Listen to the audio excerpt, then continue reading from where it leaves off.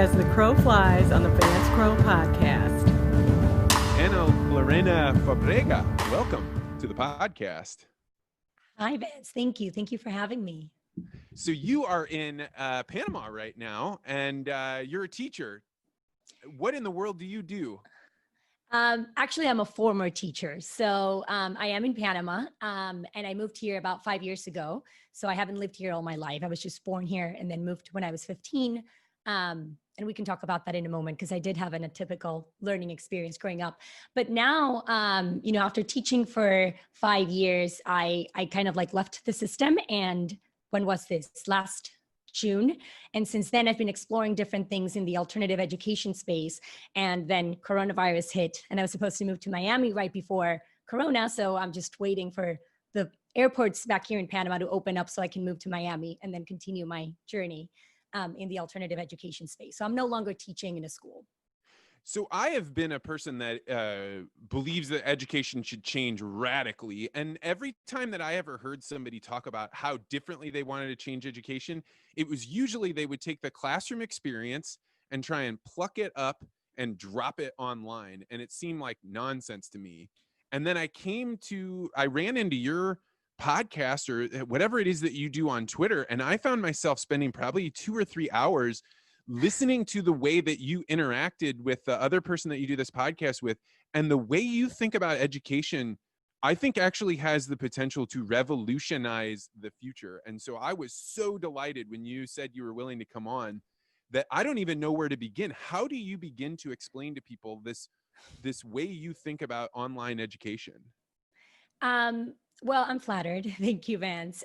Maybe I can walk you through, how I got to this point, and how I started sharing all this and what I've kind of like encountered along the way. So I, like I was saying, I had a typical learning experience growing up. So I was born in Panama, but my dad worked at a multinational corporation. So we moved around a lot. So, I was born here, but then we moved to Colombia, then Venezuela, India, Mexico, Brazil. And then I came back to Panama when I was 15. And by the time I was 15, I had attended 10 different schools in, 7 different countries. So I kind of saw how schooling looked in different places and different continents and, around the world. And it was pretty much the same. And obviously I didn't realize this when I was growing up, but now, as I decided to become an educator, I was really passionate about working with kids. I started reflecting on my own experience as a learner. And I realized that, it didn't matter where I was and how different the culture was and the people and everything. Schooling was pretty much the same. And when I decided to study education, I kind of wanted to do things differently. And I went to NYU. I studied childhood education and special education. I did a year of student teaching there. And then I moved to Boston. I taught for a year there in 1st and 3rd grade while my husband did his MBA. And then we moved back to Panama. And that was about 5 years ago. And then I taught for 5 years here in a big American school. And I taught 3rd and 4th grade. And that's when I started to really realize that the way that we've been doing things and what I experienced as a kid in all these different schools, it hasn't changed much, and it really hasn't changed in the past 120 years. So I started exploring that and, like where did this whole structure came from? And the moment you start reading the history about education, you start to realize, okay, this is so outdated. This no longer makes sense. No wonder kids are not really learning.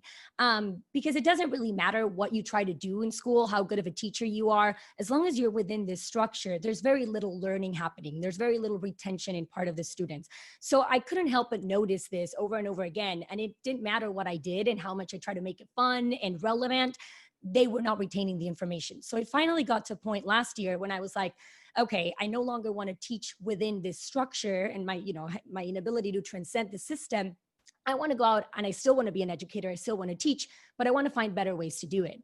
And of course, there's so many pedagogies out there that I resonate with and I think that are doing things, right. And, you have all the Montessori schools and the Waldorf and the Reggio Emilia and like all these approaches that really put the kid in the center. So I don't think that there's one approach that works. I feel like there are different approaches that work for different kids. And I just want to kind of like explore a different one and try out, different experiments to see what works. And when I left schools last year, sorry, you wanted to No, something? go ahead. This is great. You're okay. On fire. Yeah. I'm just kind of like walking you through to explain like how I got here. When I left last year, I kind of wanted to see how I could reach more kids. And to be honest, I wasn't really into the whole online learning idea. And the reason why is because, like many people, I thought it was a very like passive process. And I thought that, what about the social interactions, which are so crucial in, when you are helping a kid learn. So I really wasn't really into it. But then I took this course with David Perel, who's now, my business partner. And he taught writing online. So it was like an online course. And I thought that I was just going to go in there and learn how to write. And for me, this was really interesting because I wanted to start putting my thoughts out there. And then it turns out that really what it did was it helped me become what he calls a citizen of the internet. And that's what it started opening my eyes to all the things that you could do in this live online environment. And you said something really relevant at the beginning, which is online education is really not grabbing or like trying to recreate schools in the online space. That is remote learning. And that is what we are seeing right now with the pandemic. And, since teachers have to like quickly migrate to the internet, they're trying to recreate schools online. And that's not online learning. That doesn't work. That is just trying to do what we've been trying to do for the past 120 years in schools, but online. And it wasn't working in the brick and mortar schools. Of course, it's not going to work online. Like kids are not going to pay attention to a screen for hours. They are not going to be engaged to submit assignments. They're not going to be engaged to interact via, like these forums. Like that is just not online learning. That's remote learning. So when I saw this other course, the rite of passage course that I'm telling you that I took, it was completely different. Like it was very dynamic. Like we did most of the things. Like the instructor, who was David, was just kind of like imparting a little bit of knowledge. And then we all had to interact with each other, share our experiences, produce and get feedback. And I was like, wow, if we're able to flip the model so that it works this way, where kids join an online space that is very lively, and what they do is actually collaborate and talk about the things that they're learning, in their off time, and then use that time to actually build things and get feedback, then that model does work. And it just, makes things faster. And we waste a lot of time in school, a lot of time that, kids are really not learning for the 7 hours that they're there. So I loved how with online education, when done right, it really reduces that downtime and all that wasted time that we have in schools, so that kids are in front of a computer for an hour and a half, and then that's it. And then the rest of the day, they're learning in different ways. So I was really drawn to this model and I wanted to explore it more. And again, I don't think it works for absolutely everyone, but I do feel like it's a more promising approach than traditional education. And you can mix it with other kinds of like homeschooling and microschools and other approaches. So that's what I really liked about it. And that's how I kind of like started to get into it. I have become fascinated by the education system, and in my world, so I spend a lot of time with farmers all over the United States, and I've gone to places where they've been like, hey, we just don't want to send our kids to school anymore. We live in the farmer environment. We want them to be able to work on the farm and spend time with us. But when we send them into school, it's just not working out for us. But they didn't have some other option. And if you looked at online classes or the direction of homeschool, it was fitting this pattern that you were describing before of being the old model. What is this old model? How do you describe it, and where did it come from? Because education to me seems like it's the same that it was 20 years ago, and I hear that it's the same that it was 100 years ago, but I don't know what that means.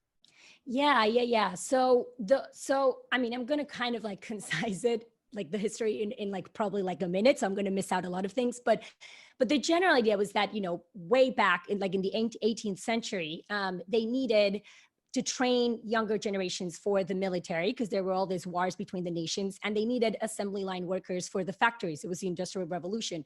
So in this place called in Prussia, which is now part of Russia, they created for the first time these centers where they would bring kids in and they would organize them by age. They would put them in a little environment with one like instructor leader, which was like the teacher, and they would teach the same thing so that they would come out knowing how to follow instructions, how to do things the same way, and then they would be able to transition into the military or into factories.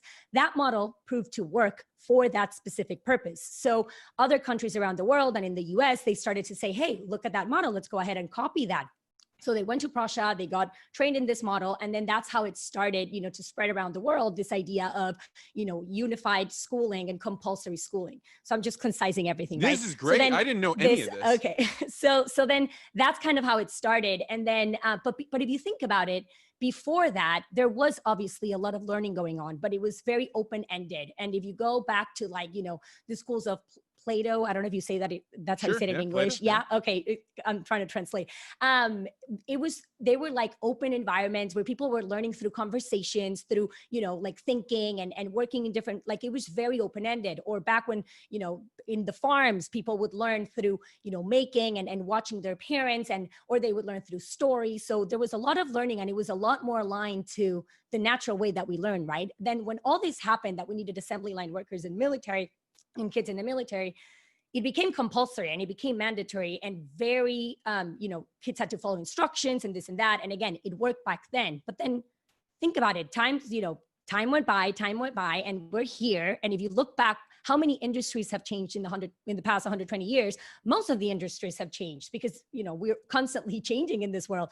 And education is one that has not changed. And of course, they've added different things to make it more progressive, or they've added technology and this and that. But the idea is the same. We still have kids inside a setting for 12 years, for 7 hours a day, 5 days a week, learning with peers their same age, learning the same topics at the same time, at the same pace, and then being tested at the end so that they can enter university for another 4 years or so. So this model no longer works, right? Like back then, we needed assembly line workers and rule followers and people who knew how to follow instructions. Now we need creative thinkers, and we need kids who are able to, come up with things and solve problems, and who want to keep learning and not necessarily follow instructions. But the problem is that the system is still preparing them for a time that no longer exists, and for jobs that no longer exist. And this is really concerning. And yet we continue to do it this way. And to be honest, unfortunately, I don't think that we're going to get rid of traditional schools anytime soon. I do think, especially now with this pandemic, that more and more, alternative approaches are going to rise, and parents are going to be more aware of these things and hopefully start to, make some adjustments. But the schools as such, I don't think we're going to get rid of them, especially, for lower, lower economic classes that they cannot afford all these alternative approaches. So that's kind of where it comes from and why it's not working. So what does a day of a third grader that you're teaching now, what does it look like if they move to a truly online or a virtual experience in education? So again, when I used to teach in the classroom, we would follow a curriculum, and we had all these parameters and this and that. What I'm trying to do now, I don't know if I told you, but one of the things I'm trying to do with David is we've tried to create an online space, and we don't want to call it a school, but let's say that it's kind of like a virtual school, right? And we're in the process of creating this where kids come, and we don't really have subjects, and we don't really have grades, and we don't believe in this thing you need to be learning with kids the same age. So that's why I cannot tell you what a third grader would be learning, because really it's right now we're doing it from 9 you're through 12 really year breaking olds. the model. Okay, so Yeah. Okay. Well, think about it. Here's what I think. When you go out into the real world, you're not just interacting with people your age, right? So it doesn't make sense that for 12 years you are only interacting with people your same age inside a classroom. That doesn't really make sense to me. Also, I've seen how well it works when kids are learning with older and younger kids. That dynamic, the older kids, when they already dominate a topic, they start teaching it to the younger ones, and by teaching it, they learn more. And the younger ones start learning even more from the older students and from the actual teachers. So having kids different ages learning at the same time really works. So anyway, that's one of the reasons why we also like to mix things around.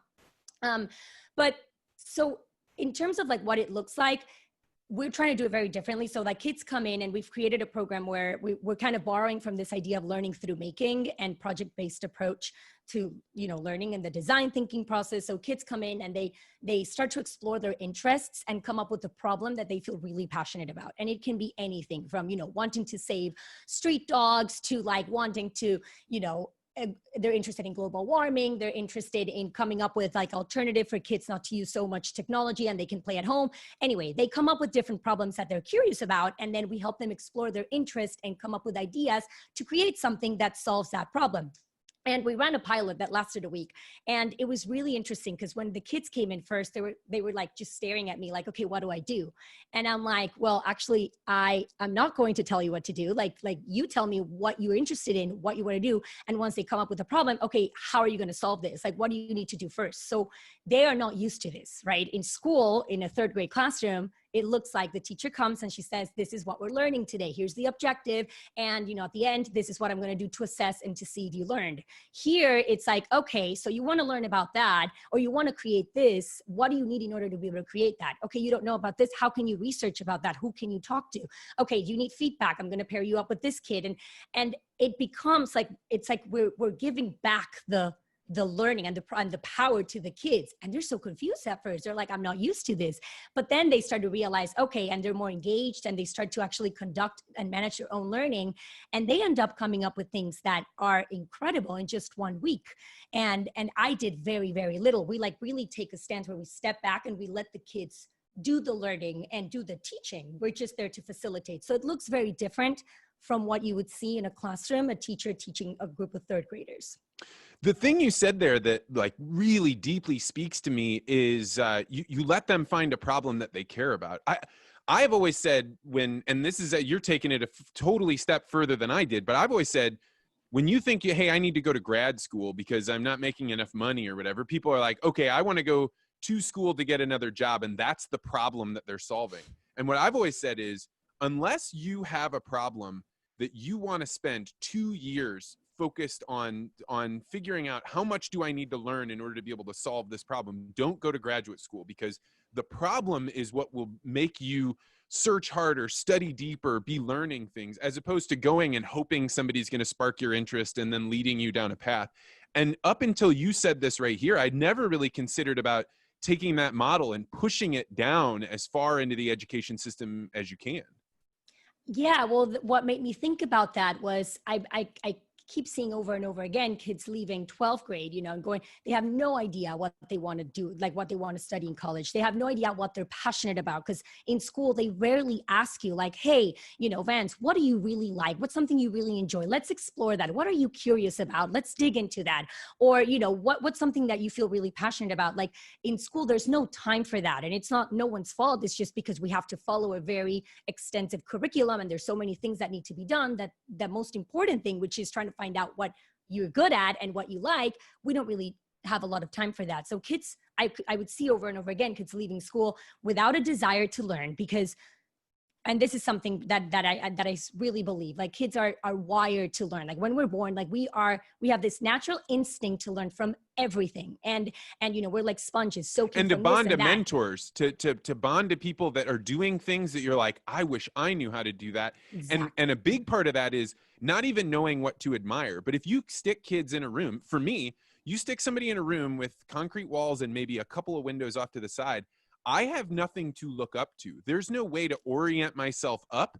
And so you take these kids that are like, I want to achieve, what's the highest achievement I can see? Well, I could be a teacher, I could be a principal, but that's Right. it. They aren't engaging with other people that could capture their imagination. Absolutely. And the thing is, they're very excited to learn. And when they enter this structure, learning suddenly becomes enforced, and they suddenly don't have a saying over the topics, the subjects they want to learn about, the pace at which they want to learn about. It suddenly becomes like, it's no longer your learning, it's the school's learning. So kids start to confuse learning with schooling. And of course they don't like schooling because it's something, again, that's enforced, and that they don't see the relevance. So as they get older and older, this desire to keep learning diminishes to the point where they graduate and they don't enjoy learning, most of them. They don't know what they want to do. They end up going into careers just to see if it works. And then they realize halfway through, or when they enter their first job, hey, this is not what I wanted to do. So I was like, oh my gosh, what if we grabbed kids and we started, having them explore these things and build things since they're very, very young, and have multiple experience to try things out and explore what they like. So by the time that they graduate, if they are in school, maybe they did a conventional path, but they know what they want to do, or they're already doing what they want to do, which that's something really interesting. I was surprised with what 12-year-olds were doing in a week. And I was thinking, wow, if they kept doing this for, let's say, a year, I wouldn't be surprised if they were building their own companies by the time they're 16. You know what I mean? So if we expose kids when they're younger. This is agriculture is experiencing this, right? So when coronavirus hit, now all of a sudden those kids aren't going to school. So they are spending time with dad and mom out in the farms. And I get photos from my friends, from people that listen to the podcast that are like, hey, look, my kid just learned how to not just turn around the combine, but, change the planter boxes out, how to do all this stuff with gears. And I think when coronavirus is done, they're going to look and say, yeah, my kid was a problem child before, but now he's a great kid. He's learning, he's building stuff. He's sold stuff during the summer at the farmer's market. We're going to see that I think people that would never have been open to what you're suggesting are going to be way more open to it now. Absolutely. You just nailed it with that comment. I've been having so many people, I send out a weekly newsletter on Fridays, and I've been having so many people respond since coronavirus hit, saying that they're trying the things that I'm suggesting, which is, make learning at home a lot more, organic and like based on their passions, and forget about the curriculum and forget about the grades and forget about the tests, like make it fun and make them create things and do. And I've been receiving so many emails of parents saying, wow, what you just said, like I didn't know my kid was this creative. Like the moment that, they're doing all these things, they're exploring their interests, they're building things, they're figuring things out on their own. I see them going on YouTube and learning about these things and then creating videos about it. Like many parents are surprised with the things that their kids are able to do when they finally have that space and that saying over their learning. And I feel like that is really learning. The learning that's happening in school, I don't consider that to be real learning. What's happening in school is kids are learning how to take a test and how to ace a test and how to pass, go through the motions and pass to the next grade, how to appear like they're paying attention, but they're retaining very little. So to me, that doesn't really work. But what you just described that's happening in the farms, what I just told you that parents are telling me that their kids are building and doing, and that is really learning. And hopefully parents are able to see that now that kids are not in this like structured environment. I don't even know how you learn. I know there are some people that are capable at doing something like learning a language if they're in a classroom and they're studying vocabulary. But I spent, 3 years in high school and 2 years in college studying Spanish. But it wasn't until I went to work on a paving crew where if I didn't learn how to speak the language of other people, I would be alone. So I had to learn. And then all of a sudden my vocabulary explodes. And all of a sudden you're figuring out like, hey, that's how those tenses work, because I wanted to make friends. And the only way to do that was through that path. That's why immersion language programs are so much more effective than years and years and years of sitting in a classroom. Absolutely. I actually tweeted about this like a few days ago, this idea of in school, we learn just in case. And in real life, we learn on demand. And it's exactly what you just said. So in school, we learn from a curriculum just in case, with the hopes that someday we're actually going to use these skills and this knowledge and all the things that our teachers are teaching us. And most of the time, we don't end up using most of that stuff. And then in real life, it's exactly what you said. We learn on demand. We learn based on what we need at the moment, what we're interested in learning at the moment, or, what's going on, right? So you learn based on needs and your style and your interest. And that's the kind of learning that I feel like it's valuable when you learn things that you're actually going to use at the moment or that you're curious about. But that's not what's happening in schools. And, every time I ask this question to people, I'm like, well, how much do you remember from school? Actually, I'm not talking about your friendships and actual things that your teachers taught you or that you learned from a textbook. Like, how much do you recall? Most people don't recall a thing, very, very, very little, because it's just so disconnected from what we do in our day to day. And again, it's teaching just in case, like that kind of teaching, like I love that. That's exactly right. And so to be fair, though, I would wonder then, how do you make sure your kids have the fundamental skills to do things like reading or the basic mathematics and basic geometry, so that way they know there is a path there that they could take? How do you ensure that happens? So that's a really interesting question. Definitely kids need to learn how to read, how to write, and basic math skills. But there's plenty of research that shows that these three things can be taught in less than 100 hours, and they can actually be self-taught within the right environment with the right resources and support.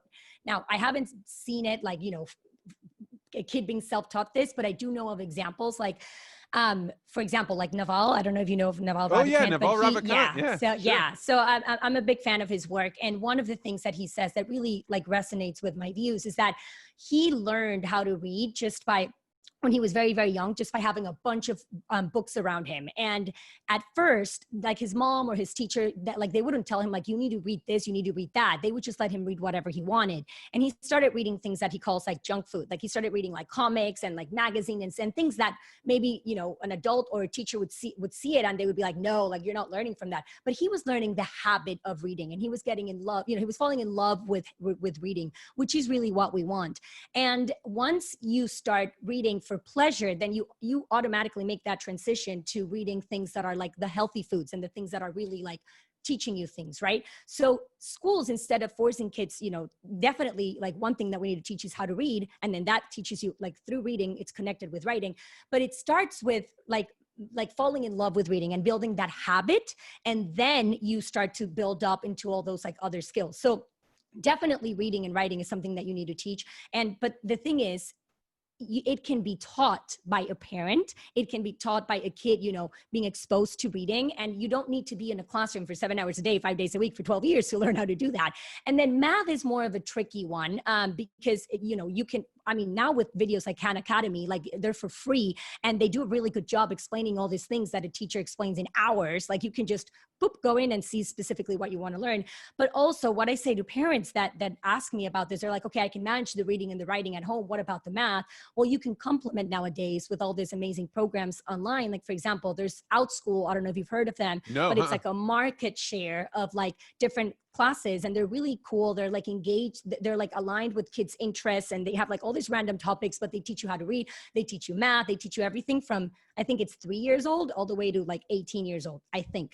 But anyway, so you can complement for this, you know, things that have become a little bit more challenging to teach the kids, right?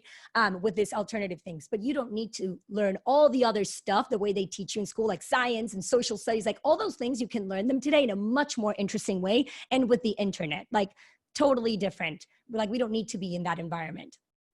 So what do you imagine the life of people, a family that decides they want to engage in this style of education? What does their life look like? You know, what does a regular day look like if they're trying to raise their children in this system? Right. So I think this work, like the idea that I'm kind of like inclined to is this, it's a mix of like homeschooling.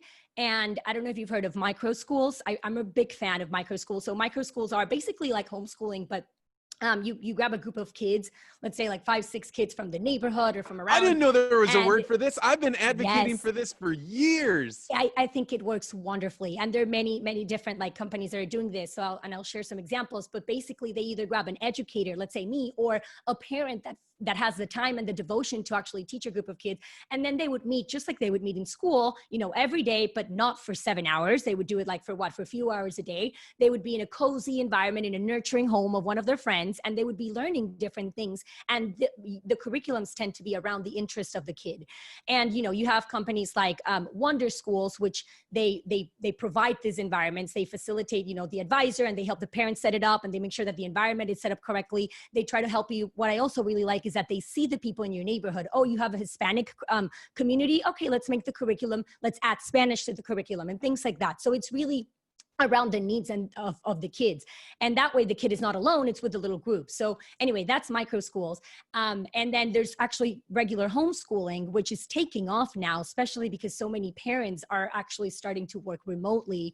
And for parents that work remotely, homeschooling really works now because there are companies like, I don't know if you've heard of Primer, but they are, you know, they just started and they're making it super simple for parents to, well, I wouldn't say super simple because homeschooling is never going to be super simple, but it's a lot more doable to teach your kid at home with all the resources that, for example, Primer provides. Because you're not creating it from zero. You're not having to write it yourself. Right. And you can pick and choose what resonates with your child, where you want to take this. So it's becoming a lot easier. And then also when parents are like, well, I can't homeschool my kid. I have to work and my husband has to work. Like this wouldn't work. But here's the thing. If you are at home and you're working from home, it's a myth that you need to teach your kid for 7 hours. Like, again, the schools work almost like a childcare service, right? Where kids are just there for all that time. But really, when the kids are home, you like the amount, and I've spoken to a lot of homeschoolers, the amount of time that you teach your kid of direct instruction is maximum an hour and a half, maximum 2 hours. So if you're able to allocate that time to direct teaching, the rest of the time, your kid is building things and doing things and learning in other ways on their own. So you can continue to do your work and your things and on all these things. So it's becoming more flexible. The problem is that people need to be okay with this idea that learning doesn't have to happen for 7 hours, and that there doesn't have to be a test, and that there doesn't have to be homework and all these things in order for learning to happen. You know, I think mean? coronavirus might have been the best thing that ever happened to your philosophy here, because I think there were a lot of parents that thought I could never homeschool my kids. And now they've got to look at it and say, man, I really wish I had a couple more hours back in my day, but I think my children are succeeding in ways that they had not succeeded before. Yeah, I mean, yes. And then there's also this big group of parents that are like, I hate this. Like, I can't do this. This is horrible. But then again, because that's not the online learning, homeschooling that, you know, they say like, I don't like homeschooling. This is horrible, but they're not doing homeschooling right now. And they're also not doing online learning. Again, they're doing remote learning. You know, all these poor parents, I'm just thinking this is crazy that the teacher sent them the schedule and like all these things that the kids have to do. And like the kid has to be in front of the computer for so many hours. And obviously they're frustrated. The parents are frustrated. The teachers are overworked. Like that whole thing is not homeschooling. Like that's just trying to recreate schools at home. So for they parents had who hate PE teachers being like, do 15 jumping jacks. And now like, and it was like, there's thousands of ways to get kids to move.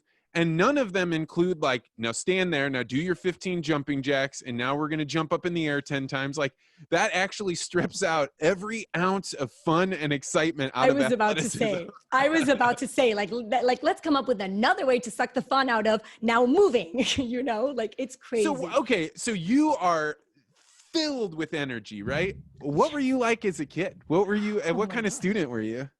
So I've also had to reflect about this now that I'm doing all this, right? So it's very interesting because I grew up thinking that I was not a creative kid and that I was very problematic because I, as you can tell, I have lots of energy and I love to talk. And I realized that the way that I think and the way that I'm creative is by talking and by moving.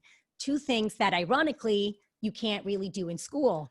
And it blows my mind how, you know, that's how, and just think about how, you know, kids, the nature of a kid is to talk, to move, to socialize, to ask 1,000 questions.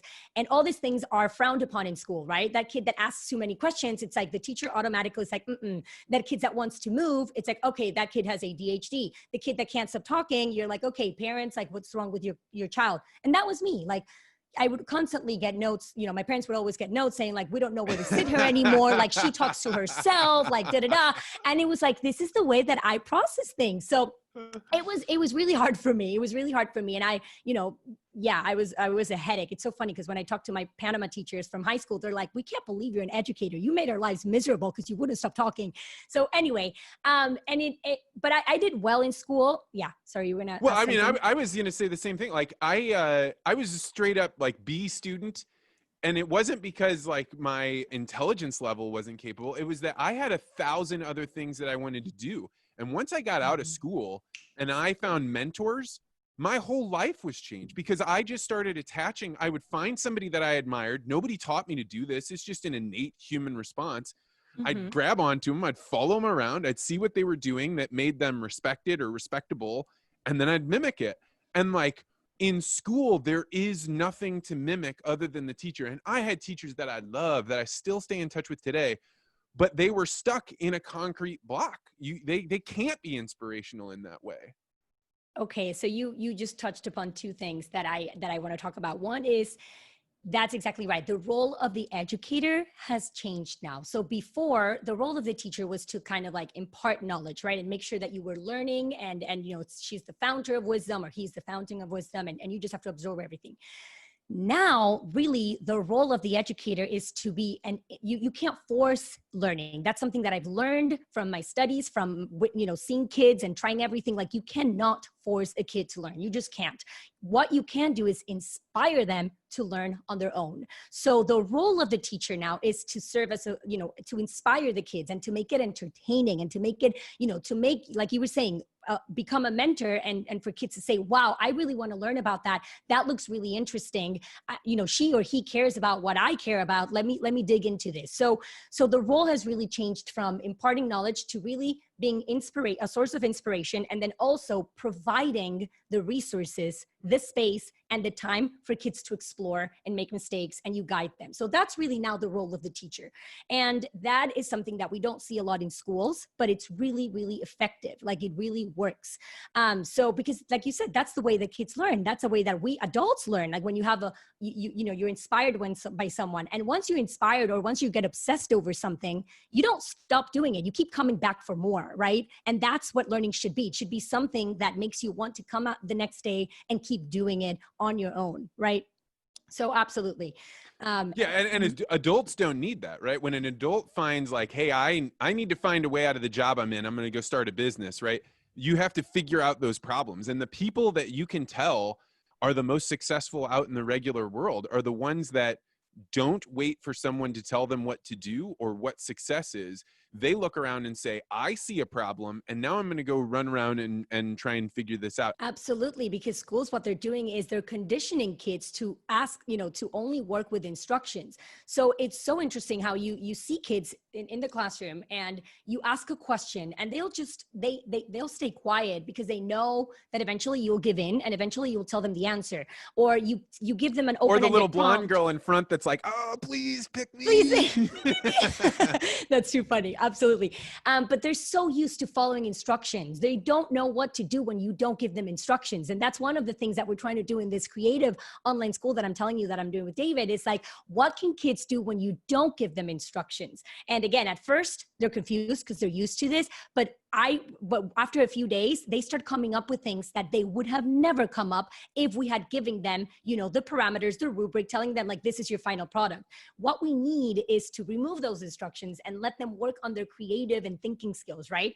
And they need more of these experiences earlier in their, childhood years, so that by the time they are interns and they come to you, for example, they are, looking for problems, looking for how to solve them, understanding this process and knowing that, for example, in order to create something, it's okay to fail. You need to fail in the process in order to learn, and you don't get discouraged by it. You keep going. In school, they don't encourage this kind of behaviors that lead you to being creative, right? Like, mistakes are frowned upon. Like, you fail and it's like, oh my gosh, I failed, this is horrible. But really, and you fail in front of other people and there's a price to be paid. So I remember when I was in high school, I had a friend named Whitney, and everybody knew Whitney was the smartest girl in our grade. And she was awesome. She took a college level calculus class. So like she strove for something higher and she lost her perfect GPA. So the other kids that didn't take nearly as hard of classes, but got to do that, then they got to be as the valedictorian, and Whitney didn't. And the lesson for all of us kids was like, don't take any chances. Like, if you really want to achieve, don't go take calculus, go take, basic geometry, because you can still be valedictorian. And the world doesn't work that way. No, only school does. That is such a dangerous, thinking. And when you ask me like, how did you do in school? Well, what I did was I figured it out, like most kids. Like, I figured out, what I need to do in order to pass. It's not like I was learning clearly because I don't remember anything. I just learned how to play the game of school. I learned what I had to do in order to pass and what I didn't have to do, like take those calculus classes, so that I could, be valedictorian or keep going. So we don't want kids figuring out the system and pretending and faking learning in order to get to that finish line. Like, that doesn't make any sense. That's a waste of your entire childhood. Like, we want kids who are, learning because they understand what to the places that you can get if you're constantly learning and creating things. We want kids to like fail in the process and correct themselves and learn more and just keep learning. And that's just not what's happening within this other structure. When I was in high school, I grew up in this very unusual small town. In the United States, schools are paid for by your property taxes. So if you happen to live in a really valuable farming area where the property taxes are really high, the amount of value of that land is really high, you can have some really good schools. And ours, we did this really cool project. So you were saying, like, what do you remember from school? You're right. Like, most of middle school and grade school, I remember the teachers, but not the lessons. But when we started learning about like John Locke and the Constitution, we did a thing called the survival encounter, where they packed everybody up in a bus and they drove you out to a country area, and you had to spend the night trying to figure out, how are we going to start a community? So you had to build your own shelter, you had to have your own water, you had to learn how to start fires. And I was a Boy Scout, so I brought nothing, and I just traded, I'll light your fire for water. Okay, now I'll do this for this other thing. And for me, this is like cocaine, right? Like, it was like problems everywhere. But I hadn't thought about how formative of an experience that was until you're bringing this up. And I don't fault schools for not being able to do that. You're not going to be able to go into Baltimore and do this. You're not going to be able to go into Peoria and do this. So if you're creating a system where we can maximize problem solving for kids, what can I do to help? Like, how can I help you spread this out to more people? Right.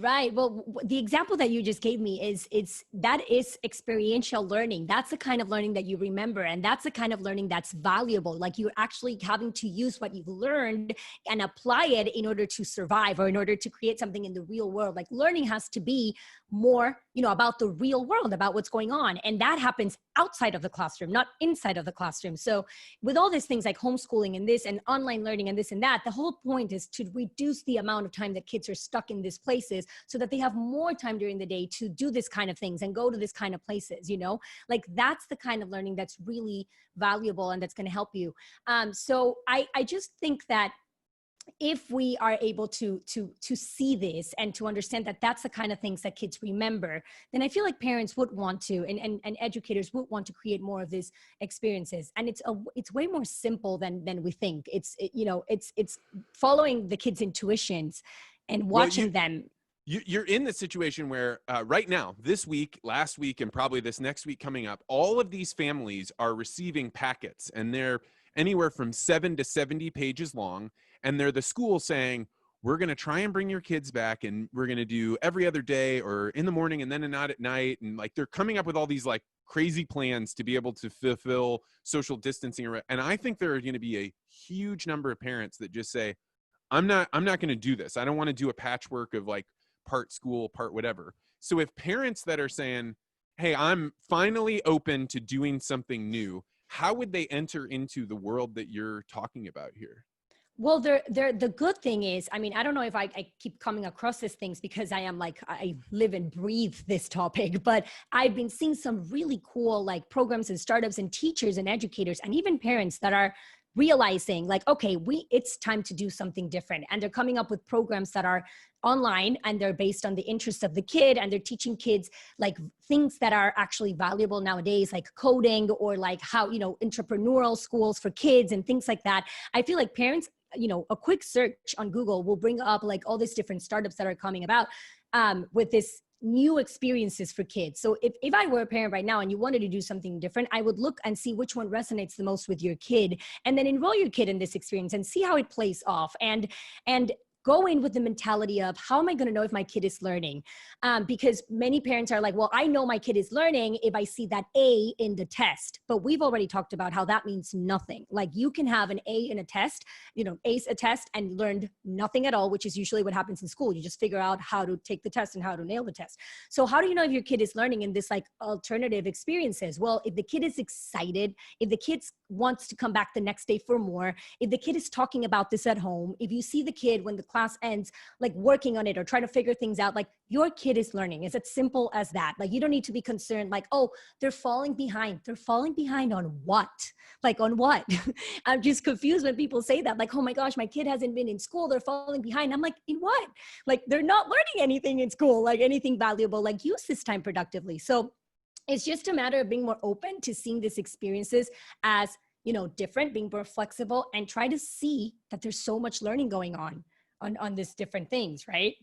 So you have this very global perspective. You lived all over the world.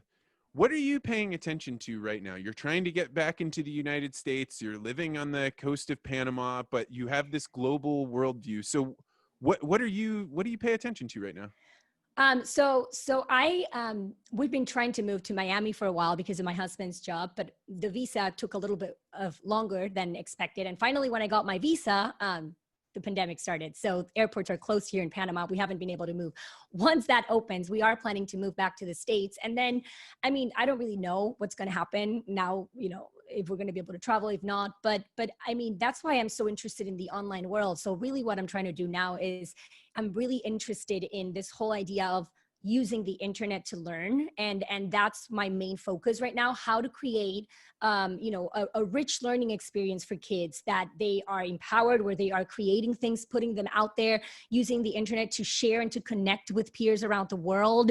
And, it's just, I want for kids to become citizens of the internet and use it productively. So that's really my focus right now. Do you have a VR headset? A virtual reality headset? No, I do not. Have you used one yet? Yes, I have. My dad has he has an educational consulting company and he actually has some of those. Yeah. So I think the one thing, if I were going to, if there's anything I can offer you as like an insight, the craziest thing about VR is that it gives you a sense of sound proximity. So you know how if we're on a Zoom call and there's 10 people on, whoever turns their microphone on is all at the same volume. Whereas if you're in a classroom, the teacher has the floor, she has a louder voice, but kids can whisper to each other if they're right next to each other. That sound proximity based on where you are in the virtual space changes how you view online, because it gives you back this proprioception, the ability to know where you fit in that space. And I think when somebody figures out the audio component of education to make it so if I'm sitting on one side of a classroom and somebody's sitting on the other side, they have to yell to get my attention, it will make it so something that's deeply embedded in our brains will be more connected with the online space. Oh, that would be incredible, because I really feel like, online education is taking off regardless of, everything that's going on, and all these improvements are just going to make it even more like the real experience, right? So we finally have the chance to do it right in the online space. And then hopefully with all these things, wow, that sounds incredible, And I'm totally in agreement that it's not the wrong way to do it is to be like, okay, make sure your child has a desk that they can sit at. And now they're going to be in a VR headset where they're sitting in a concrete room where there's a teacher at the front and they're just in that's not the way to do it. The way to do it is to teleport them into some other place where they can do exactly what you're talking about, exploring problems. Right. In our virtual camp that we did, the kids are actually at a desk. They have their computer and we can all see each other, but they're all building things. Like they have all their making materials around them and they're all working. We have music. We put them into breakout groups. We're doing the chat is super lively, but they're all creating things, but we're looking at each other. So it's different, like you're building something, but we're here. So it feels kind of like we are together, even though we're not. It's not like I'm here watching you and listening to a teacher. So yeah, it's about, thinking how to make it more engaging and more like the real experience. So tell me about your co-part, David. He is a really cool guy. I was listening to him talk about Y Combinator and just having very different perspectives, but you two have, I think, a really great dynamic. You do these show and tell things. It's a very interesting way that you two work together. Yeah. Absolutely. Well, he's a person that I admire a lot, and he's very young, and he's very curious and driven, and because of that, he has just built this whole empire around online education, and he's very good at voicing his opinion and helping people become citizens of the internet. And he was the one who really got me into this whole thing. And as I was talking to him when I first started taking his course, we realized that we share the same vision of education, and he came from a similar background. He had a similar experience as I did growing up, where he also was a very creative and curious kid, but he didn't think of himself that way because of teachers would tell you otherwise, and he didn't do that well in school because of the whole structure. But then when he finally was able to liberate himself out of this, he is the most creative person I know, hands down. And he has been able to accomplish all these things just at 25, and that just really inspires me. And I love working with people like that, with people that are creative, that inspire me, that push me, and we're very similar in that way. So he, even though he has no experience working directly with kids, he does have a very similar vision to me. So we decided to partner and create this, explore like this childhood education space and what the future of childhood education looks like. And we're open to trying different things, and we love to bounce off ideas. We started this show and tell just to kind of like share the conversations that we're already having, but we're now doing them, so that other people can listen to them. People like it, they like our dynamic, and we just have so many ideas of things that we want to do, and it's just very exciting. So we'll see where this takes us. I think the thing that I like about it is it would be very easy for two people to get together and be like, the education system isn't fair, we have a better way, and then just kind of complain about it. But you guys are sitting there with so much energy and enthusiasm. I don't have any kids in school. Like my wife's going to have a daughter here in a couple of months, but we're a long way from education. And so but I find your conversation to be one where it's like if you found two teachers that were in the back of a bar drinking, being like, you know what? I think we can make a break for it. I think if we do these things, we can liberate our kids and we can get them out of here. And so you're like, wow, what an insightful conversation that normally you wouldn't get to see. Oh, I love to hear that, because that's exactly what we're trying to do with that show. And that's what we've realized, like people from, like we have like younger people listening to us. We have older people listening to us. We have parents listening to us. We have people that don't have kids listening to us. And I think it's because we're talking about, topics that really interest everyone. Like we all care about education, and we've all been involved in education, one way or another. We've all been kids, we've all been through some form of schooling. We will, many of us will have kids, and these are things that we need to talk about. And again, not in a way like, oh, this is wrong and this is what we have to do. No, let's just talk about it casually. Let's talk about what's working. Let's talk about what's not working. And what I like about what we're doing is that we don't have this one approach that we're advocating for. And we're saying like, this is what works. Let's brainwash everyone with our approach. No, we are pulling from the things that we see that work, and then adding our flair, and then trying things out and seeing what works. And I feel like that's the approach that we should have, right? Like there's not one approach that works for everyone. So we should just be exploring and testing things and seeing what resonates with the kids, not what the test tells us or what the grades. No, how are the kids reacting? Does it look like they're learning? Are they excited? Are they creating things that are valuable? Are they sharing their creations? Do we see them motivated to keep learning? Then we're doing things right. And I think that that's where we're trying to go with this. So if people wanted to follow you to learn more about what you're doing and how to think about it, or ask you questions about what they can do, how would they go about doing that? Yeah, so they can visit my website. It's analorenafabrega.com. And there they can subscribe to my newsletter. I send a newsletter every Friday called Fab Fridays, where I just share my views about childhood education. It's pretty good. I like it. I must have read like 7 or 8 of them yesterday. It was good. I'm very excited. I'm very excited to hear that. So yeah, I just share, what the experts are saying, but I digest it in ways that people can resonate with. I post lots of questions because I think that that's really helpful for when people, if I'm able to kind of like make you think about education in a new way, even for a second, then I feel successful. So that's one way. I recently started a YouTube channel. I am in the early stages trying to figure out this platform. So you can follow me on YouTube at Ana Lorena Fabrega. I'm very active on Twitter. So Ana Fabrega 11 is my handle. And I also have an Instagram, Miss Fab's Learning Lab, that I'm starting. So you can really follow me in all these different platforms. You've been busy while you're waiting for that visa. You're no waiting around for you. Absolutely. Absolutely. Well, Ana Lorena Fabrega, it has been a wonderful time to have you on. And I actually would love to have you or David or both of you guys on another time. I think a couple of weeks into the fall, North America is going to have an awakening, like, hey, things changed since we left and we tried to restart school. And I think it'll be a good conversation to have with you guys in a couple of months. Absolutely, Vance. This has been wonderful. And I will talk to him because I think that would be a great idea. Great. Thanks.